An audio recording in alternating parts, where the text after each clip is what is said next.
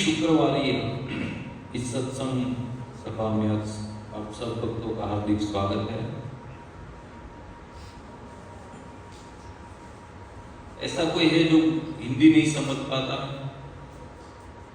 है? कोई ऐसा कोई हिंदी में अगर मैं लेक्चर दूं तो नहीं समझ पाएगा? सबको आता है ना हिंदी? ठीक है।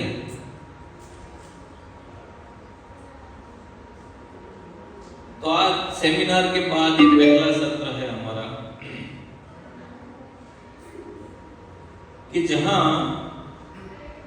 ये पूरे सेमिनार का सार है ना, भक्ति का सार जो है क्या है? हरिनाम। तो आज थोड़ा बहुत हरिनाम की जो महिमा है उनको समझने का प्रयास करेंगे। बहुत शास्त्रों में हरिनाम की महिमा का वर्णन किया है और बहुत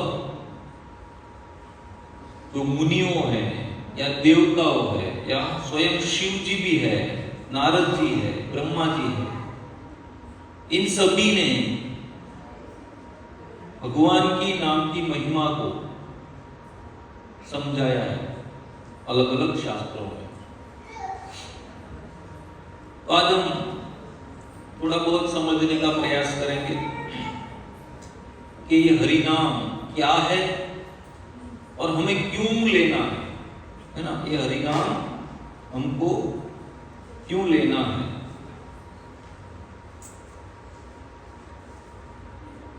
तो देखिए यहां पे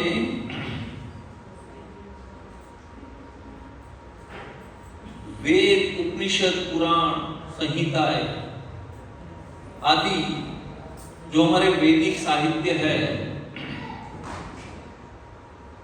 उसके अनुसार कलयुग का जो महामंत्र है और जो तारक भगवत नाम है, कलयुग का तारक भगवत नाम यानी कि तारने वाला, कलयुग के जीवों का उद्धार करने वाला, तो वो है हरे कृष्णा कृष्णा कृष्णा हरे हरे, हरे राम राम राम हरे हरे। ये जो हरे कृष्ण मंत्र है, हरे कृष्ण नाम है, वो सभी शास्त्रों में बताया गया है। अलग अलग शास्त्रों में ये नाम बताया गया, ये मंत्र बताया गया, क्योंकि ये कलयुग के जीवों के लिए उद्धार करने वाला है। तारक यानी उसको तारने वाला है ना। कोई व्यक्ति डूब रहा है ना, डूब रहा है तो उसको किनारे लगाने वाला अगर उसको मिल जाए है ना, तो जो डूबने वाला जो व्यक्ति है उसके लिए वो कितना महत्वपूर्ण होगा।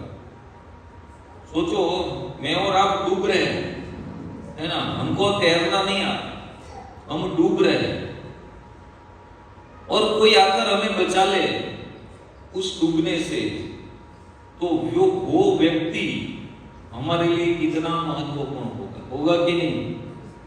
क्या कहेंगे कि तुम जो चाहो ले लो मुझसे, तुमने आज मेरा आत्मा को, मेरा जीव बचाया, मेरी जान बचाई है तुमने, है ना, तुम क्या चाहते हो? कहते कि हमारे लिए इतना महत्वपूर्ण है। तो ये हरे कृष्ण महामंत्र भी हमारे लिए महत्वपूर्ण है, लेकिन हमको मालूम नहीं पड़ता, लगता नहीं है ना। क्यों नहीं लगता? क्योंकि ये नाम की महिमा को हम जाने नहीं कि कितना महिमामय है ये नाम है ना। ये नाम कितना महत्वपूर्ण है वो हम नहीं जानते, इसलिए हम इसके ऊपर दुर्लक्ष्य करते हैं, यानी कि ध्यान नहीं देते।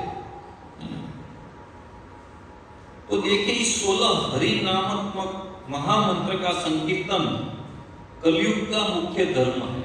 कलयुग का धर्म क्या है? हरिनाम संकीर्तन है ना।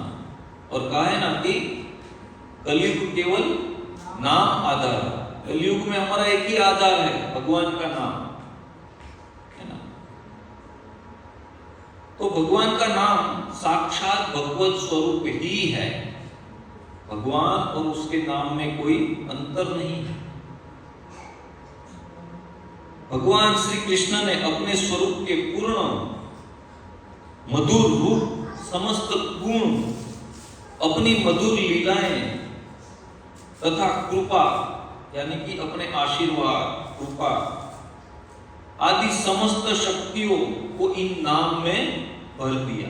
इन्होंने भगवान है ना, भगवान ने अपना रूप, अपना जो आनंद है, अपनी जो कृपा है, अपनी जो लीलाएं हैं, है ना, उसको इस नामों में भर दिया। हम सोचेंगे कि भगवान ने अपने नाम में अपनी शक्ति भर दी, तो अपनी लीलाएं कैसे भर दी? भगवान जो जो लीला करते हैं वो भी नाम में भर देते हैं, मालूम है? क्योंकि भगवान के जो अनगिनत नाम है वो किसके आधार पर है? अपनी लीलाओं के आधार पर भी भगवान के कई कई सारे नाम है ना। जैसे मान लो रणछोड़, तो उसके पीछे भी भगवान की एक लीला है, भगवान रण छोड़कर भागे थे। माखन चोर है ना, उसके पीछे भी लीला है कि भगवान माखन चोरी की लीला करते हैं। मुरलीधर है ना, गिरिधारी, गिरिधारी यानी गिरी यानी पर्वत, पर्वत को जो धारण करते हैं उसको बोलते हैं गिरिधारी, है ना। तो गिरधारी ये भी भगवान की लीला के पीछे का एक रहस्य है ना। तो भगवान ने अपनी सभी अप्राकृतिक शक्ति है ना और अपने नामों में भर दी है। तो यद्यपि भगवान नाम और भगवत स्वरूप यानी कि नाम और नामी है ना, नामी यानी कि जिसका ये नाम है ना, नाम और नामी ये दोनों सर्वथा अभिन्न है। ये दोनों सर्वथा अभिन्न है यानी कि अलग नहीं है ना, एक है, भिन्न नहीं है, अभिन्न है। इनमें कोई भेद नहीं है, तथापि किसी किसी विषय में नामी की अपेक्षा नाम की कृपा अधिक बढ़ जाती है। कभी कभी तो नामी की अपेक्षा नाम की जो शक्ति है वो अधिक बदलाई जा रही है। कभी कभी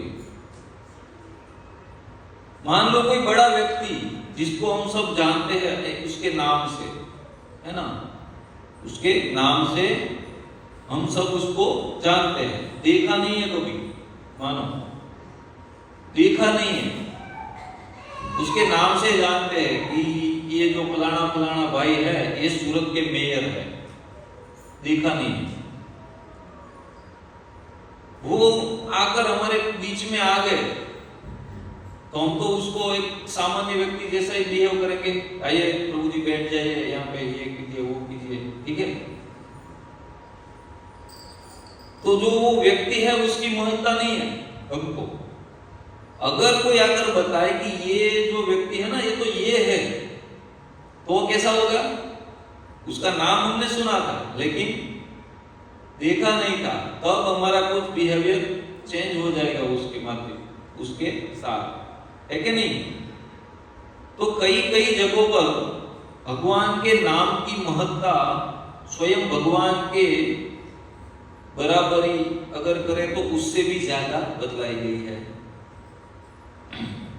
स्वयं भगवान श्री कृष्ण ही मायाबद्ध जीवों का उद्धार करने के लिए अपनी अहेतु की कृपा, अहेतु की कृपा, अहेतु की यानी मालूम है, अहेतु की यानी कि कोई हेतु नहीं है, कुछ चाहिए नहीं भगवान को, है ना, अहेतु की, कोई कारण बिना भगवान अपनी अहेतु की कृपा से नाम के रूप में अवतीर्ण हुए कलयुग में हमारी पर कृपा करने के, वरना हम तप करके उसकी प्राप्ति नहीं कर पाएंगे। कर पाएंगे क्या? इतना तप कर पाएंगे हम? नहीं कर पाएंगे। बहुत बहुत बड़े बड़े यज्ञ कर पाएंगे? नहीं कर पाएंगे। और ध्यान कर पाएंगे? ध्यान तो कर ही नहीं पाएंगे। ध्यान करने बैठे क्या आएगा? नोटिफिकेशन आएगा, टिंग टिंग, देखेंगे क्या किसका मैसेज आ गया, किसका रिंगटोन आ जाएगा, है ना। और मान लो अगर हमने साइलेंट करके रख भी दिया कि चलो ये कोई डिस्टर्ब ना करे, तो भी क्या होगा, हमारा ध्यान वहां पे होगा कि कोई मैसेज तो नहीं आया होगा, कोई फोन तो नहीं आया होगा कि नहीं। कलयुग के जीवों का बहुत बड़ा ये वीक पॉइंट है, ध्यान नहीं कर पाते। और आजकल साइंस जो वैज्ञानिक लोग हैं वो भी इस युग के जो मनुष्य है उसकी एकाग्रता की लिमिट कितनी रखते हैं मालूम है। कोई भी व्यक्ति एवरेज 6 सेकंड से ज्यादा एकाग्र नहीं हो सकता, ऐसा वो लोग मानते हैं,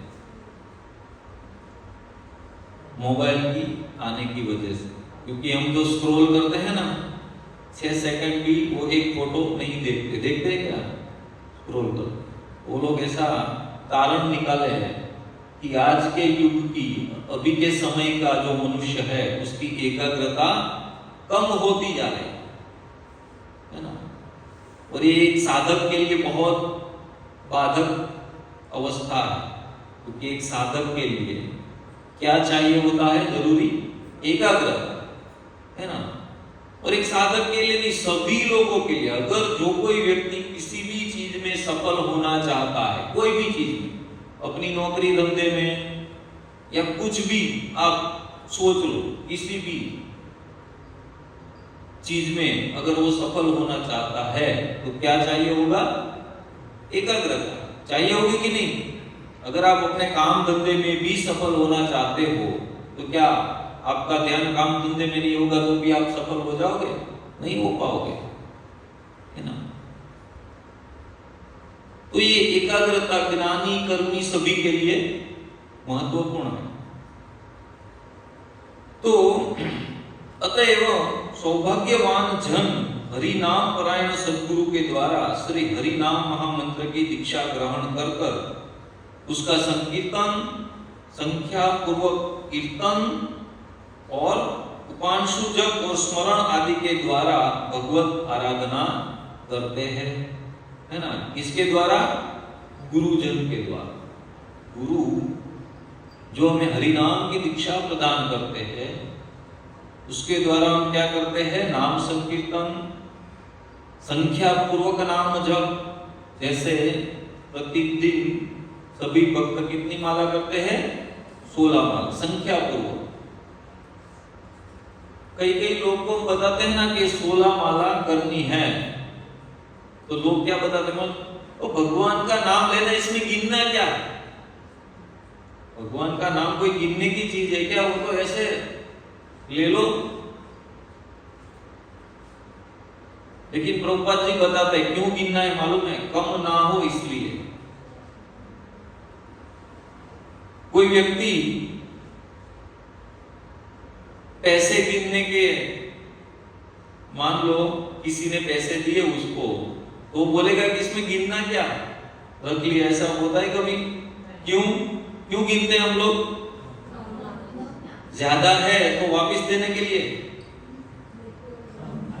ज्यादा आएगी तो वापस देने के लिए गिनते हैं क्या, नहीं, कम ना हो इसलिए गिनते हैं, है ना। तो इसीलिए हमको संख्या पूर्वक नाम जप करना है। संख्या से ज्यादा हो जाए तो कोई दिक्कत नहीं है, लेकिन कम नहीं होना चाहिए, इसीलिए, है ना। तो यहां पे बताया गया है कि शास्त्रों के अनुसार कलयुग में नाम स्मरण या उपांशु जप की अपेक्षा उच्च स्वर से नाम संकीर्तन की महिमा अधिक बतलाई गई है। नाम जप जो हम करते हैं कलयुग में, उच्च स्वर से जो नाम संकीर्तन किया जाता है, सुबह सब भक्त लोग निकलते हैं ना मृदंग करताल लेकर, और गली गली में, है ना, सोसाइटी में, मोहल्ले में जाते हैं और क्या करते हैं, हरे कृष्णा कृष्णा कृष्णा हरे हरे, हरे राम राम राम हरे हरे। क्या होता है, अपना तो कल्याण होता है बोल के, लेकिन सुनाकर दूसरों का भी कल्याण होता है। इसलिए उच्च स्वर से जो हरे कृष्ण महामंत्र का संकीर्तन है, संकीर्तन यानी समूह में कीर्तन, समूह में यानी कि हम सब लोग अगर मिलकर जो कीर्तन करते हैं उसको क्या बोलते हैं? संकीर्तन, है ना। तो यहाँ पे एक श्लोक द्वारा श्री नारदीय प्रहलाद वाक्य में बताया गया है कि जपतो हरि नामानि स्थाने शतगुणाधिपा, जपतो हरि नामानि स्थाने शतगुणाधिक आत्मानंच पुण्यच्यु जबरजन श्रोतुम पुनाति च। क्या बताते हैं इसमें कि हरिनाम जप परायण व्यक्ति की अपेक्षा उच्च स्वर से हरिनाम कीर्तनकारी 100 गुना श्रेष्ठ है। कितना गुना? 100 गुना, है ना। यह बात संपूर्ण ठीक है, क्योंकि जपकारी व्यक्ति अपने को ही पवित्र करता है। अगर मैं जप करता हूं एक स्थान पर बैठ के हरे कृष्ण कृष्ण कृष्ण हरे हरे, हरे राम राम राम हरे, मैं क्या करता हूं? अपने आप को पवित्र करता हूं, है ना, अपना कल्याण करता। लेकिन जो उच्च स्वर से जो जप करते हैं, उच्च स्वर से जो कीर्तन करते हैं, वो क्या करते हैं कि अपने आजू बाजू के जो मनुष्य है उसको, और सिर्फ मनुष्य ही नहीं, आजू बाजू के जितने भी जीव है, पशु है, गाय बैल कुत्ता बिल्ली कीट पतंगे, है ना, उसका भी उद्धार होता है, उसकी भी सुकृति उत्पन्न होती है नाम सुनने से, है ना। और किसका होता है? वृक्ष और लता पताओं का भी होता है, क्योंकि उसके अंदर भी आत्मा है कि नहीं, उसका भी उद्धार होता है। इसलिए मैंने बीच में एक जगह बताया था कि कोई भी व्यक्ति को आप मरणासन देखे कि उसकी नजीक में ही मृत्यु होने वाली है कुछ क्षणों में ही, तो क्या करना चाहिए? हरे कृष्णा कृष्णा कृष्णा हरे हरे, हरे राम राम राम हरे हरे। तो उसके कानों में ये मंत्र उच्च स्वर से बोलना चाहिए ताकि उसका उद्धार। तो अतः कली काल में 16 हरिनामात्मक महामंत्र का संकीर्तन ही समस्त साधनों का शिरोमणि है। कलयुग पावना अवतारी श्री चैतन्य महाप्रभु ने सदा सर्वदा हरिनाम संकीर्तन करने का उपदेश दिया है। चैतन्य महाप्रभु जानते हो आप लोग कौन है? चैतन्य महाप्रभु कौन लोग जानते हैं? अगला सेशन या अगले से अगला सेशन हम महाप्रभु की लीलाओं के ऊपर, महाप्रभु कौन है ना, उसके बारे में हम लेंगे, ठीक है।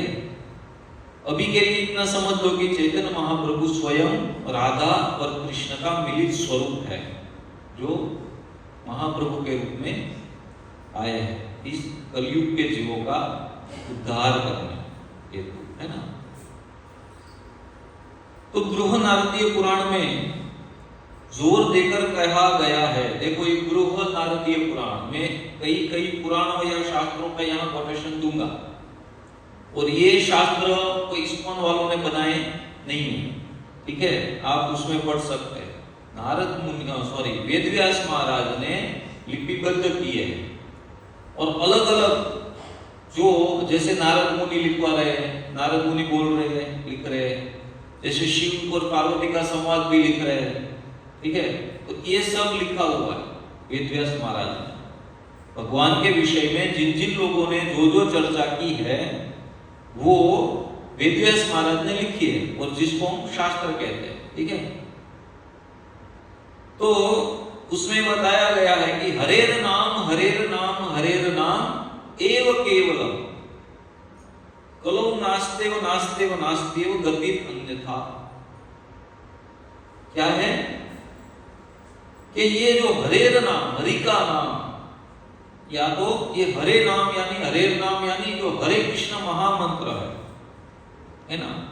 और शास्त्र में 3 बार जहां एक ही बात बताई है, शास्त्र का एक एक शब्द कैसा है, एकदम सचोट है ना, वो कभी उसका कभी चलित नहीं हो सकता, है ना, उसका कभी भेद नहीं हो सकता, अपने स्थान पर वो अड़ग है, सत्य है। लेकिन जहां 3 बार एक ही शब्दों का प्रयोग करके हमें दृढ़ किया जाता है कि ये तो करना ही करना है ना। कई बार हम भी ऐसे 2 बार 3 बार शब्द प्रयोग करते हैं कि नहीं, है ना, कि तुम्हें ऐसा ही करना है, ऐसा ही जोर देते हैं ना हम, है ना। इसमें शास्त्र में भी कई जगहों पे 3 बार एक ही शब्द का प्रयोग किया जाता है, जैसे इस श्लोक में किया।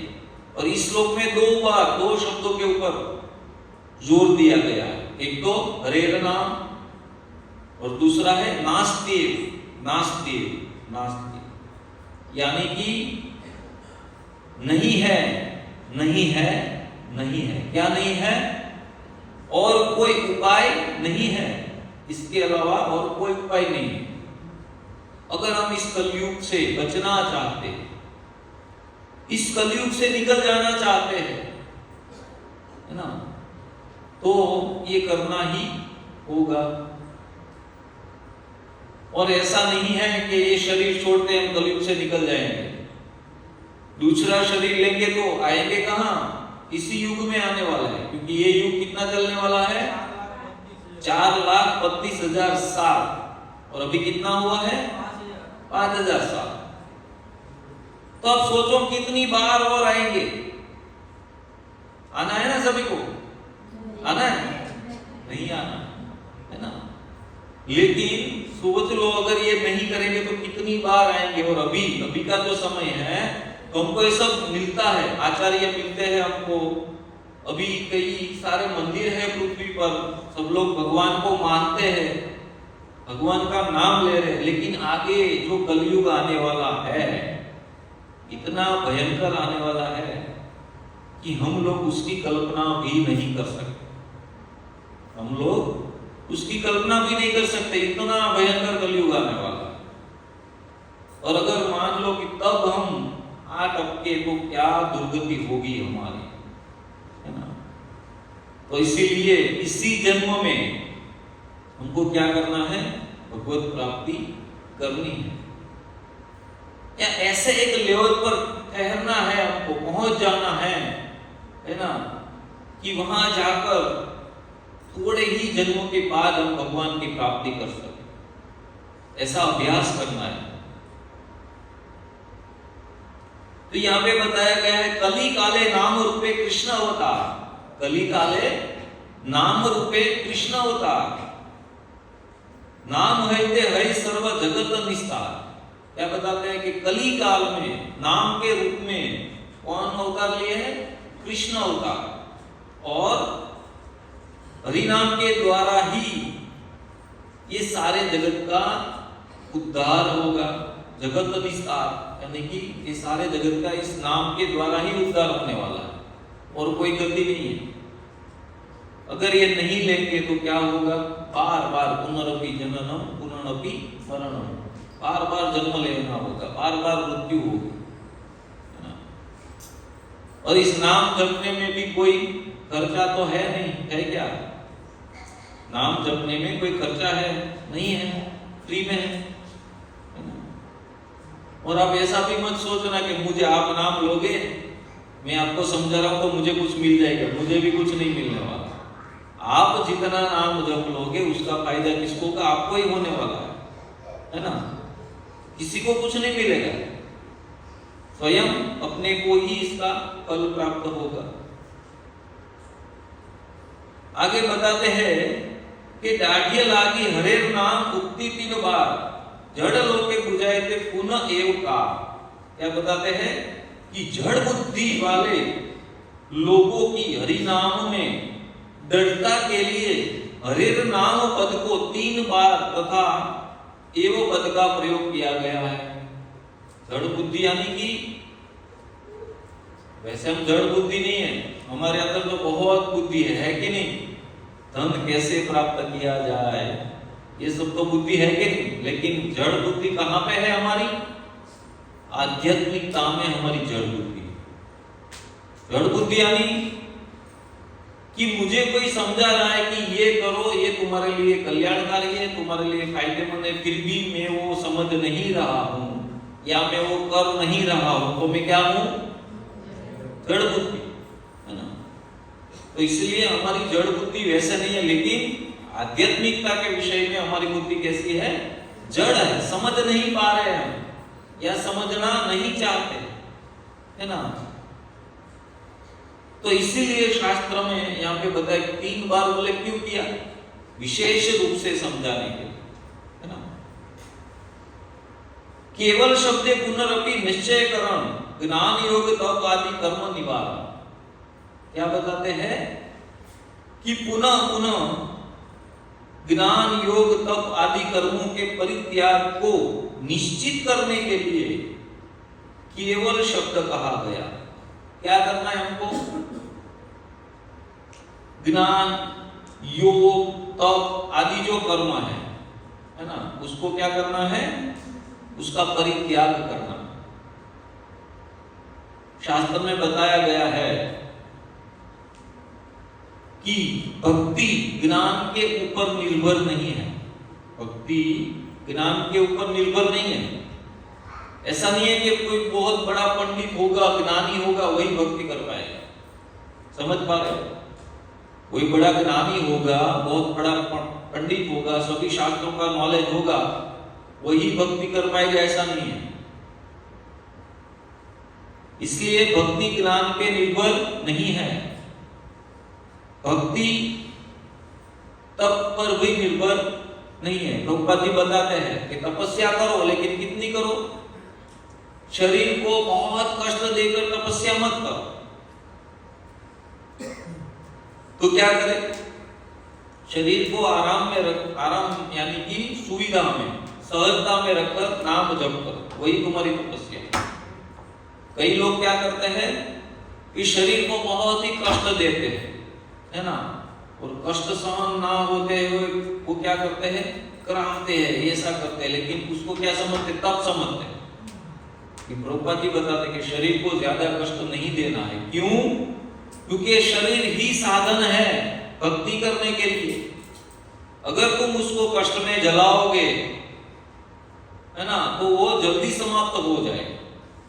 और प्रभुपाद जी बताते हैं, संत लोग बताते हैं अपनी अनुभूति के, एक भक्त को कितना जीने की आकांक्षा रखनी चाहिए मालूम है? एक भक्त को कितना जीना चाहिए? कम से कम 100 साल। इतना कम से कम। क्यों? क्योंकि एक भक्त 100 साल जिएगा, वो क्या करेगा? ज्यादा से ज्यादा भक्ति को बटोरेगा, है ना, ज्यादा से ज्यादा क्या इकट्ठा करेगा? भक्ति बटोरेगा, है ना, वो उसके लिए बहुत कल्याणकारी है। लेकिन अगर एक बुरा इंसान है, पापी व्यक्ति है,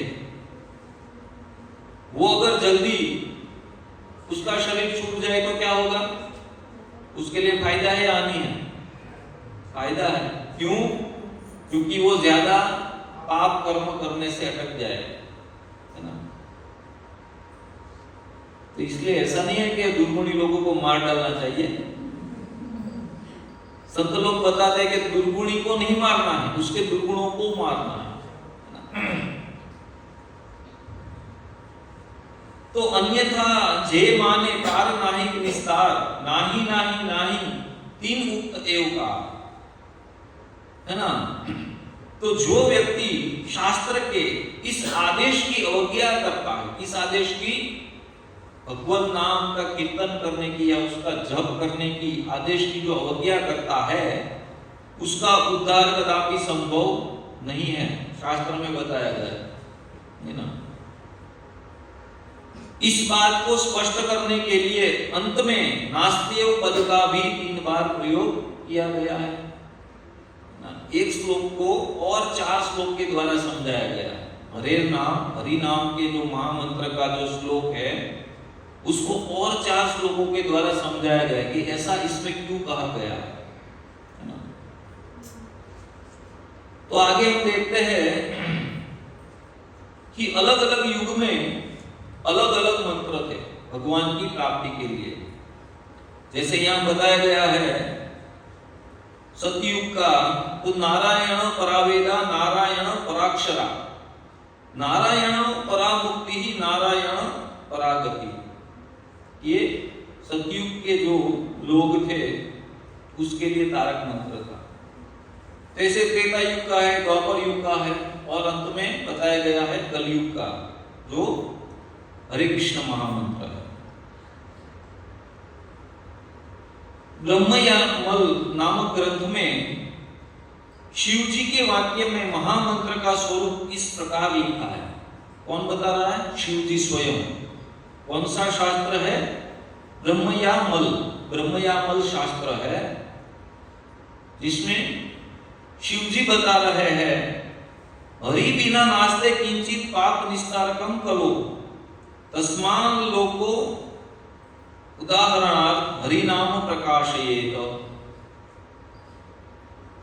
तो बताते हैं कि हे महादेवी, किसको बता रहे? पार्वती जी बता रहे शिव जी के, हे महादेवी देखो कलयुग में श्री हरि नाम के बिना कोई भी साधन सरलता से पापों का छुटकारा नहीं दिला सकता। कौन बता रहे हैं? स्वयं शिव जी बता रहे है ना।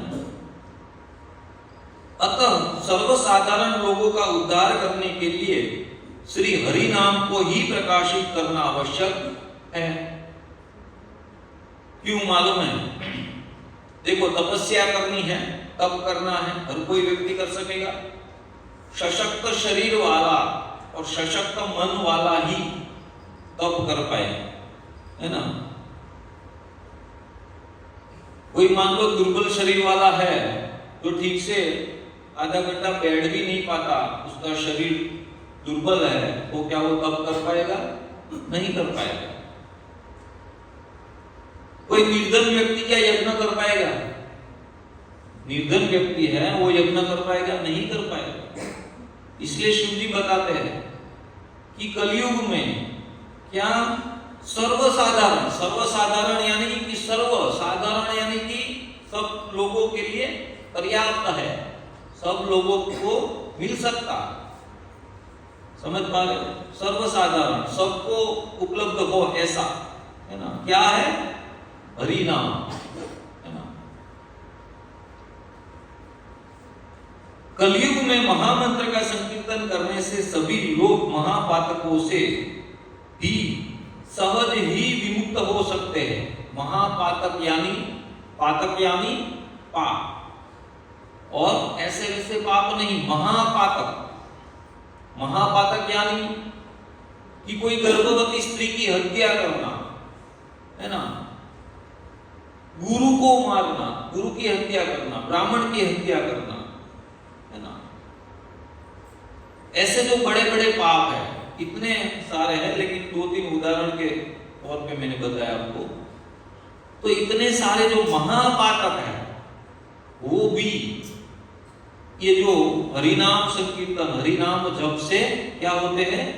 उससे विमुक्त हो जाते हैं। विमुक्त, मुक्त यानी छूट जाते हैं, लेकिन विमुक्त यानी विशेष रूप से वो छूट जाते हैं। कोई लेन देन ही नहीं रहता उस पातकों का। तो ये तो बहुत अच्छा हो गया ना। हो गया कि नहीं कि पाप करे और नाम जप करे तो पापों से मुक्ति, फिर से कल वही पाप, है ना। लेकिन ऐसा करेंगे तो मुक्ति नहीं मिलेगी, क्योंकि ये 7वां जो नाम अपराध है, नाम के बल पर पाप करना, है ना। तो ये तो बहुत बड़ा अपराध है। पाप से मुक्ति होगी, अपराध से मुक्ति नहीं होगी, है ना। पाप से तो मुक्त भी हो जाएंगे, लेकिन अपराध से मुक्त नहीं हो पाएंगे, है ना। बहुत मुश्किल है अपराध से मुक्त होना। तो इसीलिए महामंत्र में पहले हरे कृष्ण ये 2 पद बोलने चाहिए। कौन बताते? शिव जी बता रहे। तदुपरांत उसके बाद कृष्ण कृष्ण ये दो पद, जैसे जो महामंत्र को बतलाया जा रहा है यहाँ शिव जी के द्वारा, तद उपरांत हरे हरे ये दो पद बोलने चाहिए। उसके पश्चात हरे राम ये दो पद तथा राम राम ये दो पद, तदंतर हरे हरे इन दो पद को बोलकर सर्व पाप विनाशक श्री कृष्ण के महामंत्र का संकीर्तन, उच्चारण, जप आदि करना चाहिए, है ना। ये तो नहीं एक शास्त्र की बात जहां शिव जी बता रहे हैं। दूसरा एक शास्त्र है राधा तंत्र, उसमें भी कहा गया है कि श्रोणु मात महामाये विश्व बीज स्वरूपिणी हरि नाम नो महामाये क्रमम वद सुरेश्वरी। क्या बताते हैं कि कोई भक्त प्रार्थना कर रहा है कि हे विश्व बीज स्वरूपिणी सुरेश्वरी महामाये माता, मेरी प्रार्थना सुनिए, मुझे कृपया श्री हरिनाम महामंत्र का क्रम बतलाइए। तो देवी ने उस भक्त को महामंत्र का क्रम इस प्रकार बतलाया, किस प्रकार, हरे कृष्णा कृष्णा कृष्णा हरे हरे, हरे राम राम राम हरे हरे। तो हे पुत्र श्रेष्ठ, हिंदी में अनुवाद करता हूं इस श्लोक का, सर्व प्रसिद्ध हरे कृष्ण इत्यादि 16 नाम 32 अक्षर वाले श्री कृष्ण नाम को ही कलयुग में महामंत्र कहा गया है। अन्य तो कई सारे मंत्र है कि नहीं। मैं और आप भी पहले या अभी भी कोई जप रहा होगा अलग अलग मंत्र, कई मंत्र है, लेकिन ये हरे कृष्ण महामंत्र यहाँ पे बताया गया है कि कलयुग के लिए स्पेशल है ना, कलयुग के लिए खास महामंत्र। अतः अपना कल्याण चाहने वाले मनुष्य को श्री गुरुदेव के द्वारा पहले उसी का श्रवण करना चाहिए, है ना। श्री राधा तंत्र में त्रिपुरा देवी ने भी ऐसा निर्देश किया है कि हरि नामना बिन पुत्र दीक्षा च विकला भवेत्, गुरुदेव मुख श्रुत्वा हरि नाम पराक्षरम, ब्राह्मण क्षत्र विष्णु शूद्रा कृत्वा नाम पराक्षरम, दीक्षा कुर्यु सुत श्रेष्ठ महाविद्यासु सुंदर। क्या बता रहे हैं कि हे पुत्र श्रेष्ठ, तुम महाविद्याओं के ज्ञान में पारंगत हो। देखो, गुरु के मुख से हरे कृष्ण इत्यादि हरि नामात्मक महामंत्र श्रवण के बिना श्री गोपाल मंत्र आदि की दीक्षा निष्फल हो जाती है। शास्त्र में बताया गया है, गुरु के मुख से अगर हम ये महामंत्र की दीक्षा नहीं लेते, मध्वकवड़ी वैष्णव संप्रदाय में जो हम हैं, तो क्या बता है कि गोपाल मंत्र आदि जो मंत्र है उसकी दीक्षा क्या होती है, निष्फल हो जाती है। इसलिए हर कोई गुरु सबसे पहले कौन सा मंत्र देते हैं, हरे कृष्ण महामंत्र। अतः ब्राह्मण क्षत्रिय आदि चारों वर्णों के व्यक्तियों को श्री गुरुदेव के मुख से महामंत्र को श्रवण ग्रहण कर ही गोपाल मंत्र आदि मंत्रों की दीक्षा ग्रहण करनी चाहिए। ये पद्धति है जो शास्त्रों द्वारा बताई गई है ना। अभी आता है पद्म पुराण, मैंने गीता कोश में बताया था आप लोग को कि कई शास्त्रों में 50 से भी ज्यादा जगह ये हरे कृष्ण मंत्र के ऊपर बल दिया गया है ना। तो अभी आज हम थोड़े शास्त्रों को देखते हैं, किन किन शास्त्रों में बताया गया, ताकि आप लोगों को एकदम दृढ़ हो जाए और आप ढूंढ भी सकते हैं। क्रम संख्या के साथ यहाँ पे बताया गया है कि यहाँ पे लिखा है, तो आप उस शास्त्र में से ढूंढ भी सकते हो अगर आप कसौटी करना चाहते हो कि जो कहा जा रहा है वो सच है कि नहीं, है ना। तो पद्म पुराण का एक श्लोक है जहां बताया गया है कि दात्रीय शब्द अक्षरम मंत्र नामो षोड़ का कान्वितम रजपन वैष्णवो नित्यम राधा कृष्ण स्थलम लभे। क्या बताया है कि 16 नामों से युक्त 32 अक्षरों वाले, है ना, दात्री शत अक्षरम, शत यानी 10 है ना, तो 10 धात्री यानी कि 12 है ना, तो कितने हुए 32, 10 10 और 2 32। तो 32 अक्षर वाले हरे कृष्ण इत्यादि महामंत्र को नित्य जप करने वाला वैष्णव श्री राधा कृष्ण के गोलोक वृंदावन धाम को प्राप्त कर लेता है ना। करना है कि नहीं, हमें करना है ना, कि दुखी भौतिक संसार में बार बार आना है, आना है नहीं आना है। और कोई व्यक्ति टेंशन मत लेना, यहां पे अगर हमारे पास पूरी दुनिया का भी दस्तावेज है कि पूरी दुनिया ये प्रभु के नाम पर है, और ये भी अगर हमको छोड़ना पड़े भगवान की प्राप्ति के लिए, तो वहां पे क्या है मालूम है, हमको शायद ऐसा लगेगा कि पूरी दुनिया का सुख भोग के मैं भगवान के धाम जाऊंगा तो वहां तो क्या मिलेगा, ये सुख तो होगा नहीं। वहां पे क्या है मालूम है, भगवान के धाम में, भगवान के धाम में जो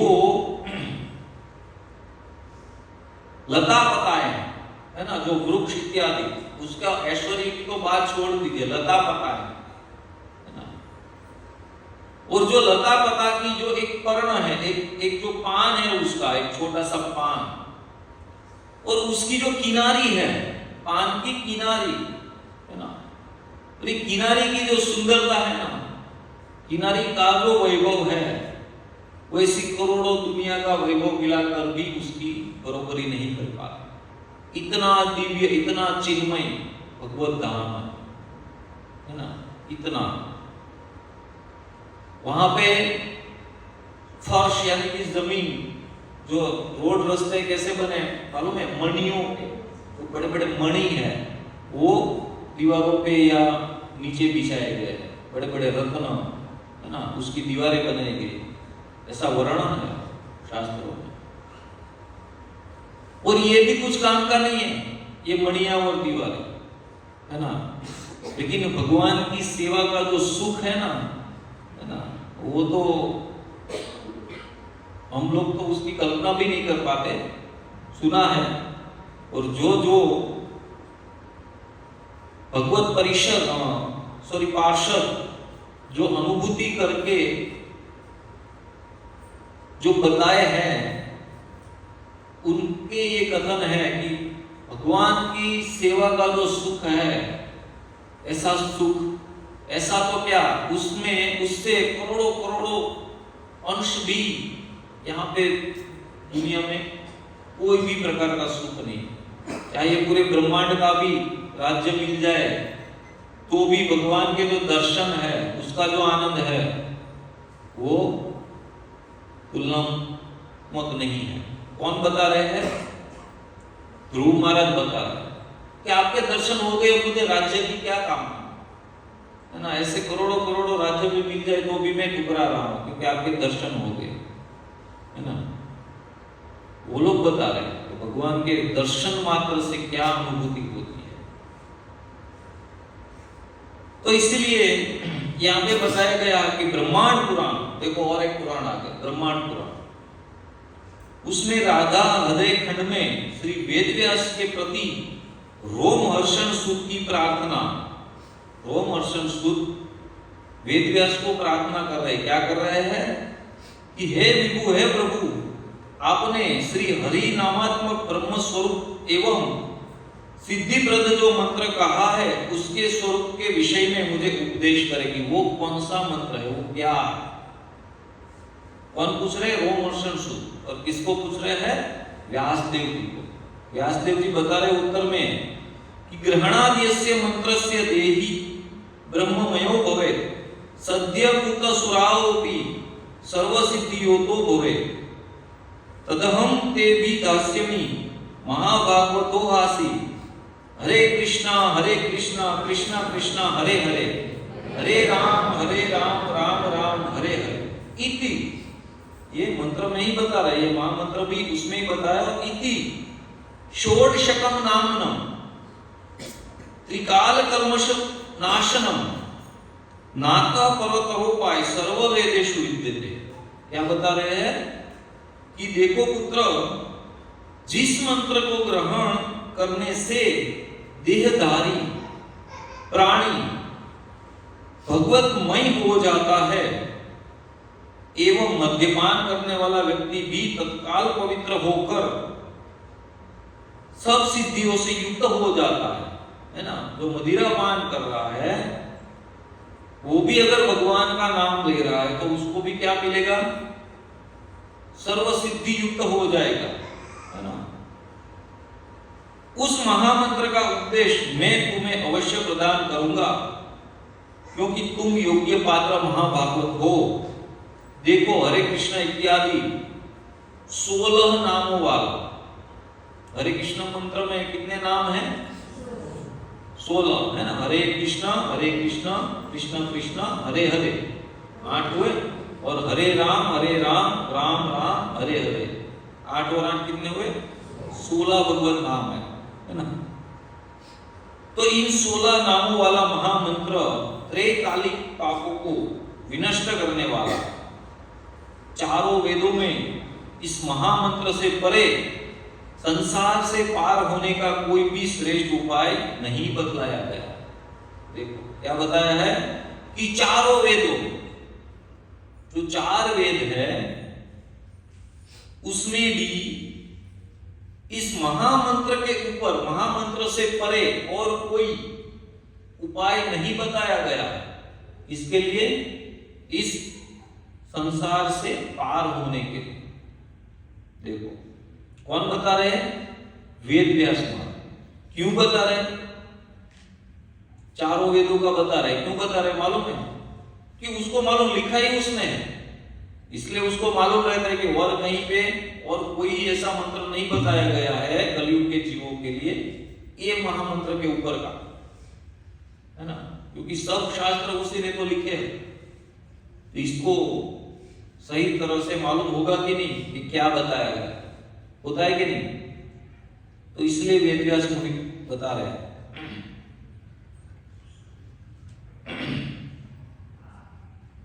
अनंत संहिता नाम सुना है आपने?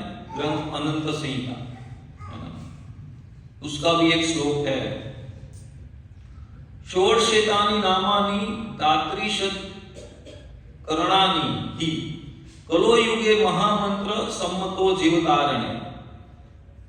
क्या बताया है कि हरे कृष्ण इत्यादि 32 वर्णों वाले 16 नाम, 32 वर्ण यानी कितने अक्षर होंगे? कितने होते हैं? 32 अक्षर होते हैं, है ना। और शब्द कितने होते हैं? 16। तो 16 नाम ही कलयुग में जीवों के उद्धार के लिए सर्वलोक शास्त्र सम्मत, क्या बताते हैं? सर्वलोक शास्त्र सम्मत, यानी कि सर्वलोक, पूरे जगत के जो शास्त्र है उन्होंने सम्मति दी है ना। उन्होंने कहा है कि हाँ ठीक है ना। सर्व शास्त्र सम्मत महामंत्र के नाम से विख्यात है। अब आप लोग पूछेंगे कि हमको क्यों नहीं मालूम ये सब? अगर ये विख्यात होता तो हमको मालूम होता कि नहीं? सबको मालूम होता कि नहीं? लेकिन आजकल कोई ऐसा है जो सभी शास्त्र पढ़े हुए हैं? कोई ऐसा एक व्यक्ति बताए कि जिसने सब शास्त्रों को पढ़ा है और उसको सब याद है? ऐसा कोई है क्या? है? नहीं है। तो एक कोई व्यक्ति होगा, कोई आचार्य होंगे जिन्होंने महामंत्र के बारे में इतने शास्त्रों में से निकाल के यहाँ एक जगह इकट्ठा की है माहिती, सब हमारे लिए, है ना। तो अतः जो लोग इस महामंत्र को छोड़कर अपने अथवा दूसरों के द्वारा कल्पित दिए गए किसी अन्य पद को महामंत्र के नाम से प्रचार करते हैं, वो लोग शास्त्र एवं गुरुजनों का उल्लंघन करने वाले हैं। अगर मैं कोई अलग महामंत्र का प्रचार करूं, जैसे कई लोग, भगवान के ही नाम है, देखो यहाँ पे उदाहरण दिया गया है कि निताय गौर राधे श्याम हरे कृष्ण हरे राम, ऐसे कई मंत्र है ना, कि राधे कृष्ण ऐसे भी लोग नाम जपते हैं, है ना, लेकिन वो शास्त्र से सम्मत नहीं है, गुरुजनों के द्वारा दिया गया नहीं है ना, अपने आप रटन करते हैं या किसी व्यक्ति के द्वारा बताया गया। तो अगर कोई व्यक्ति शास्त्रों या गुरुजनों का उल्लंघन करेगा तो उसको सफलता नहीं मिलेगी। मिलेगी क्या? नहीं मिलेगी। तो यदि कोई पूछे कि हरे कृष्ण इत्यादि 16 नामों वाला मंत्र को ही महामंत्र क्यों कहते हैं, ऐसी भी तो जिज्ञासा होती है कि नहीं, कि हरे कृष्ण महामंत्र को ही महामंत्र क्यों बोलते हैं, है ना। तो इसका उत्तर यह है कि भगवान श्री कृष्ण के समस्त नामों में हरि नाम के समान आसन्न पापों, संकटों या अविद्या आदि को हरण करने वाला, कृष्ण नाम के समान प्रेमदाता और राम नाम के समान मुक्तिदाता दूसरा कोई नाम नहीं है। हरि नाम, हरि यानी क्या है? क्या है हरि नाम? किसने पुकारा था हरि नाम? मालूम है? भगवान को पुकारा था किसी ने रक्षा के लिए? नहीं, द्रौपदी ने नहीं। कौन बोला? गजेंद्र कौन बोला? ओके, माता जी। हाँ, तो माता जी के लिए 3 बार हरि बोल बोलेंगे। हरि बोल, हरि बोल, हरि बोल। गजेंद्र ने पुकारा था हरि करके, हरि, है ना। क्यों? हरि नाम का मतलब क्या होता है? हरि नाम का मतलब है वो हर लेते हैं।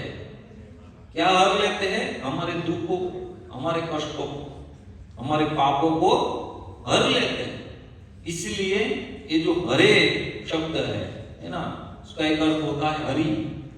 और कृष्ण नाम के समान प्रेम देने वाला, प्रेम दाता और कोई नहीं है ना। क्योंकि कृष्ण, देखो, राम और कृष्ण एक ही तत्व है ना, एक ही स्वरूप है, लेकिन तत्व से अलग है। क्योंकि राम में क्या है? मर्यादा भाव है ना, मर्यादा पुरुषोत्तम है राम जी। लेकिन कृष्ण क्या है? पूर्ण पुरुषोत्तम। पूर्ण पुरुषोत्तम यानी कि उसमें सभी गुण है ना, जैसे माधुर्य वो भी है। राम जी माधुर्य लीला राम भगवान की नहीं है क्या? राम भगवान की कोई माधुर्य लीला सुनी आपने? नहीं सुनी। लेकिन कृष्ण की माधुर्य लीला भी है ना।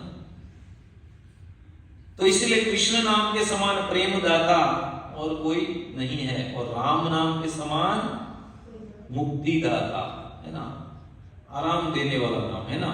अभी देखे बोले कि राम, अंदर से कितनी एकदम ऊर्जा, एकदम आराम, एकदम शांति महसूस होती है कि नहीं, है ना।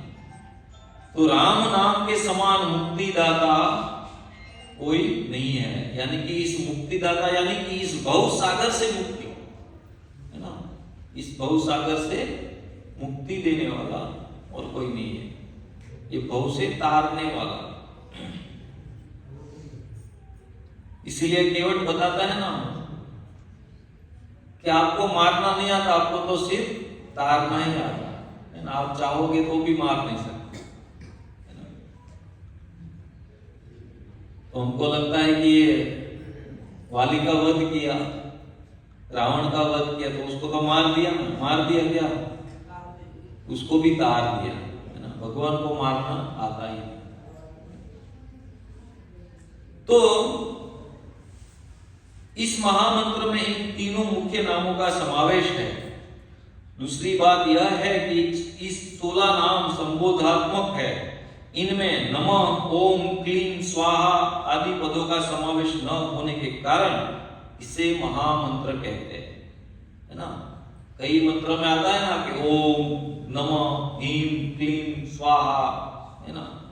तो ये सब देवी देवताओं के सामान्य मंत्र है ना। लेकिन ये महामंत्र है, इसमें भगवान के नाम के अतिरिक्त और कुछ नहीं है ना, और कुछ नहीं है।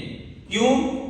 क्योंकि इस महामंत्र को कोई विशेषणों की जरूरत नहीं है ना। तो सनत कुमार संहिता और एक ग्रंथ है, सनत कुमार संहिता, आपको लगता होगा कि ये तो ग्रंथों के नाम भी हमने नहीं सुने। सुने कभी सनत कुमार संहिता सुना है कभी, है ना, गर्ग संहिता है, कई कई शास्त्र है ना। हमारा दुर्भाग्य है कि हम फिल्म स्टारों का नाम जानते हैं, क्रिकेट प्लेयरों का नाम जानते हैं, वो कहाँ पे रहते हैं, उसको क्या, वो किस कंपनी के जूते पहनते, वो भी कई को मालूम है ना। लेकिन हमारे शास्त्रों के बारे में हमको कुछ मालूम नहीं है ना? बहुत बड़ा दुर्भाग्य है। लेकिन कोई बात नहीं, अभी भी देर नहीं हुई है। ये सब शास्त्र नहीं पढ़ेंगे ना तो भी कोई प्रॉब्लम नहीं है, लेकिन क्या पढ़ना है? भगवत गीता को पढ़ना है। ये सब मैं आपको क्यों बता रहा हूं? ये शास्त्र है, ये शास्त्र है, क्यों बता रहा हूं? क्योंकि ये सभी के अंदर हरे कृष्ण महामंत्र के बारे में लिखा गया, उसकी महत्ता बताई गई, इसलिए मैं ये शास्त्रों का वर्णन कर रहा हूं, है ना। वरना हमको तो एक ही शास्त्र पढ़ना है, भगवत गीता, वही हमारा उद्धार करने के लिए काफी है ना। कितने श्लोक है उसमें? 700। कितने जीवन में उतारने हैं? 700 के 700, है ना। लेकिन ना भी उतार पाए 700 के 700 तो भी भगवत गीता के सिर्फ और सिर्फ 7 श्लोक भी अगर हम उतार रहे ना अपना जीवन में, 7 श्लोक भी, तो भी हमारा बेड़ा पार। और अगर ये सब कुछ नहीं कर पाए तो क्या होगा? हमारा बेड़ा गर्क हो जाएगा, है ना, यानी कि डूब जाएगा। बेड़ा यानी क्या बोलते हैं उसको? नाव, उसको भी बेड़ा, तो घड़ा ने बेड़ू क्या है? घड़ा, ओके, हाँ। तो क्या होता है कि वो डूब जाएगा, वरना वो पार हो जाएगा। तो आगे भी कई शास्त्रों में बताया गया है। देखो, भक्ति चंद्रिका के 7वें पटल में कहा गया है कि अथ मंत्र वरम बक्षे दात्री शब्दाक्षरा अन्वतिम सर्व पाप प्रशमनम सर्व दुर्वासना अनलम। यह महामंत्र 32 अक्षरों से युक्त है, समस्त पापों का नाशक है, सभी प्रकार की दुर्वासनाओं को जलाने के लिए अग्नि स्वरूप है। किसको जलाना है?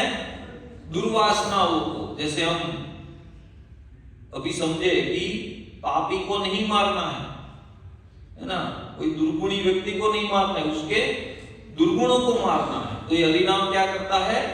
उसके दुर्गुणों, उसकी दुर्वासनाएं हैं। दुर्वासना यानी कि जो पापमय प्रवृत्ति वाली जो इच्छाएं हैं, उसको ही ये जलाकर नष्ट कर देगा, है ना। तो बहुत सारे है, आगे हम आगे के टॉपिक में लेंगे। यहां पे चैतन्य महाप्रभु ने कली काल से विशेष भयभीत एवं दुखी चित्त वाले जीवों को देखकर कृपा पूर्वक स्वयं महामंत्र का दान दिया। किसने दिया है? स्वयं श्री चैतन्य महाप्रभु ने। किसको देखकर? कलयुग के जीवों को। और कैसे जीव? दुखी जीव, है ना, कलयुग के दुखी जीव।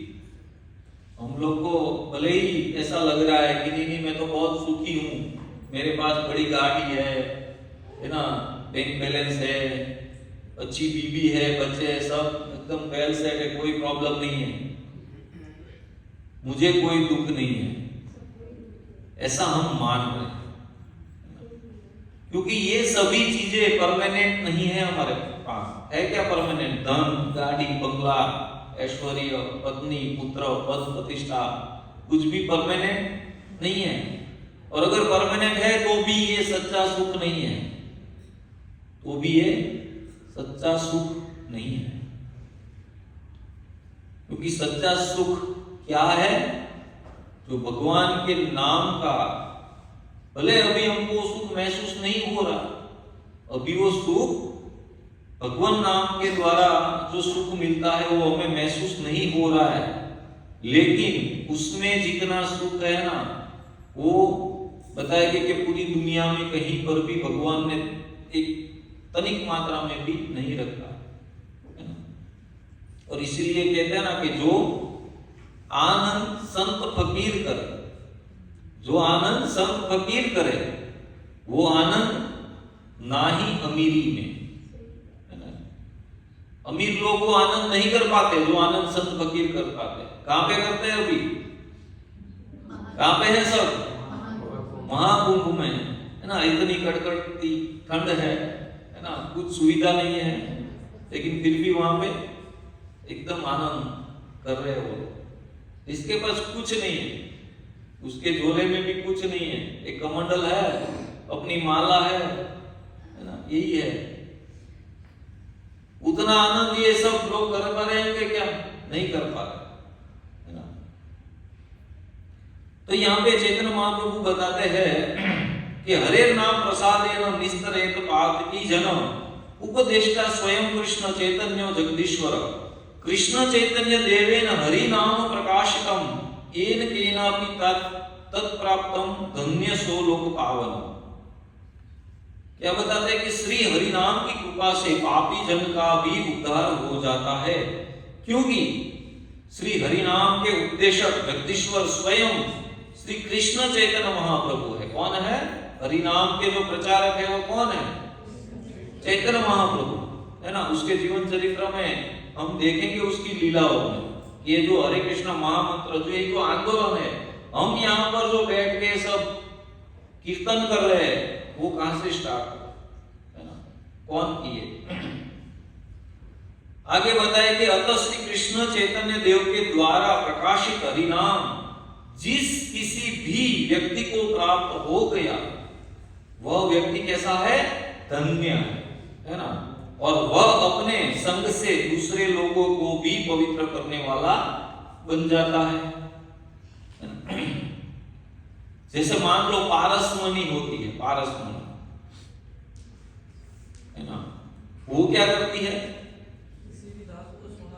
किसी भी धातु को सोना बना देती है ना। लेकिन यहाँ पे क्या बताया है कि वो व्यक्ति धन्य है और वह अपने संग में दूसरे लोगों को भी अगर वो लाते हैं तो वो लोग भी धन्य बन जाते, वो लोग भी भक्त हो जाते हैं। तो पारसमणि किसी धातु को क्या बनाती है? सोना बनाती है। लेकिन क्या वो पारसमणि बनाती है? अपने जैसा कोई हो? तो यहाँ पे भक्त लोग को उससे भी विशेष तर बताया गया है कि चैतन्य महाप्रभु के संपर्क में जो कोई आया है वो धन्य बन जाता है, और उसके संपर्क में अगर और कोई लोग आएंगे वो भी धन्य हो जाए। तो हम सभी लोग किसके संपर्क में है? महाप्रभु के संपर्क में, क्योंकि उसके द्वारा ही दी गई परंपरा में हम लोग आ रहे। ब्रह्म मध्व वैष्णव गौड़ीय संप्रदाय, है ना। तो इसलिए किन किन लोगों के पास जप माला नहीं है? जपने की माला सभी के पास है? जिसके पास नहीं है वो हाथ खड़ा कर सकते? ओके, ठीक है। तो सभी लोगों के पास अपनी जपमाला होनी चाहिए, आपको भी मिल जाएगी, ठीक है। अभी अगर आप जप करना चाहते हो तो एकदम सिंपल है। क्या करना है? हरे कृष्णा कृष्णा कृष्णा हरे हरे, हरे राम राम राम हरे। कितनी करनी है? 16। लेकिन डर मत जाना,